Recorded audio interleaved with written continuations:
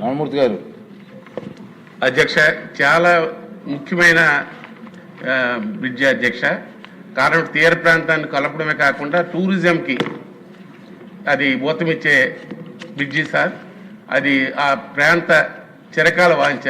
కారణం నవ్వుపాడు నుంచి ఇవతల కళింగపట్నం వరకు ఏదైతే కోస్టల్ ఉందో కోస్టల్ని అనుసంధానం చేసే బ్రిడ్జ్ అది. అది చాలా ప్రాముఖ్యమైనది. కేవలం ల్యాండ్ ఎక్విజిషన్కి ఇంకా మనం ఇవ్వాల్సింది సుమారు 77 లక్షలు అయినప్పటికీ దాని మీద దృష్టి పెట్టకపోవడం వలన పని జరగడానికి హెడ్డిల్స్ ఏర్పడుతున్నాయి. అతను గత ప్రభుత్వంలో 2017లో మంజూరు చేసి 18లో ప్రారంభించాం. సుమారుగా 60% పైచిలకు పనులు చేసినాం. తర్వాత వచ్చిన ప్రభుత్వం 2014-19లో 60% పనిచేస్తే తర్వాత వచ్చిన ప్రభుత్వం గాలికి వదిలిస్తుంది. ఈవేళ మళ్ళీ ఆ పనులు ప్రారంభించి అవి పూర్తి చేయాలి. ల్యాండ్ ఎక్విజిషన్కి కేవలం 77 లక్షలు, సుమారు 77-78 లక్షలే ప్రభుత్వ భవనం ఏదైతే పోలీస్ స్టేషన్ ఉందో దాని పునర్నిర్మాణానికి తొలగించి, అలాగే మిగతా ల్యాండ్ ఎక్విజిషన్ 77 లక్షలు ఇవ్వాలి.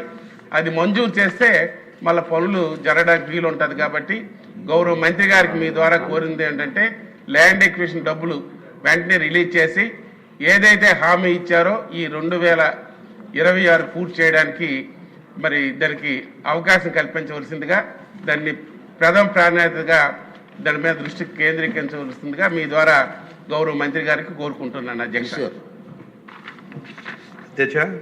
గౌరవ సభ్యులు చెప్పినట్లు 77,74,000 రూపాయలకు ల్యాండ్ అక్విజిషన్ చేయడం జరిగింది. గత ప్రభుత్వంలో నిర్లక్ష్యం వలన, గత ప్రభుత్వం ఏదైతే నిర్లక్ష్యాల వలన కనీసం ఈ చిన్న చిన్న మొత్తాలు చెల్లించకపోవడం, అది కూడా కాంట్రాక్టుల విషయంలో కూడా వారికి కావాల్సిన కాంట్రాక్టులను కూడా వారు చేయించుకోవడం వల్ల పల్లెనలు కూడా నిలబడిపోయినాయి. ఏది ఏమైనా మా ప్రభుత్వం చిత్తశుద్ధితో ఉంది.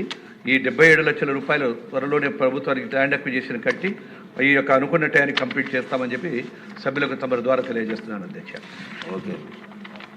క్వశ్చన్ నెంబర్ 1193 మినిస్టర్ గారు, కొండపల్లి శ్రీనివాసరావు గారు.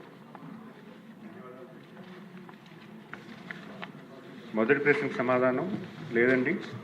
2023 డిసెంబర్ ముందు మరణించిన పెన్షన్దారుల భార్యలకు జీవిత భాగస్వామి పెన్షన్ మంజూరు చేయడమైంది. రెండో ప్రశ్నకు సమాధానం ఈ ప్రశ్నకి ఉత్పన్నం కాదు. ధర్మరాజు గారు.